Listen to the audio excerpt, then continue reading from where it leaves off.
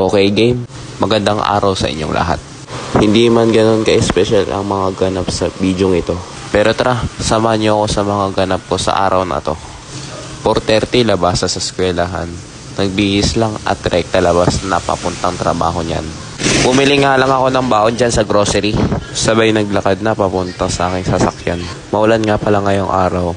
Kaya parati tayong magdala ng payong at mag-ingat. Kaso bago ako sumakay, napadaan ako dito sa bilihan ng siumayan. Bigla akong natakam, kaya napabili ako dito kay tatay. Shoutout sa iyo, kuya. Napakasolid ng siomay mo yan. Pagkatapos ko kumain, may pagpatintero ako dito sa kalsada. Dahil rush hour na at maulan pa. Sabayan pa ng mga nagsisiuwi ang estudyante na galing eskwelahan. Buti ay nakasakay kaagad ng jeep. Ngunit napaka-traffic. At sa sobrang traffic, inabot na ako dyan ng gabi. Almost 2 hours na ang aking biyahe. Pero buti ay malapit na rin ang aking bababaan. At ayun, nakababa na rin. Na rin dito sa crossing. Galing pang Taytay Rizal. Palpak ako dito sa part na ito. Malayo ang binabaan ko.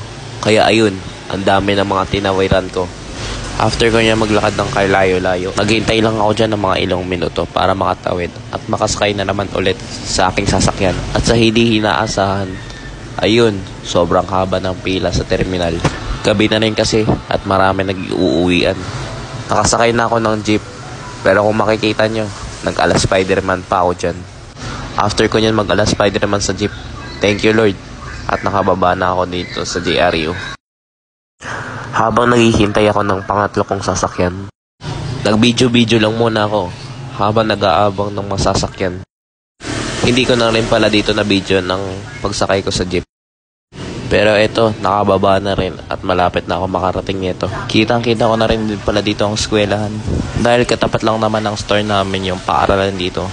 Dito nyo nga pala matatagpuan ang store namin sa Vergara Street, Isaac Lopez Integrated School sa Mandaluyong City. Maraming salamat pala sa manonood ng video na to. God bless you all. Bye-bye.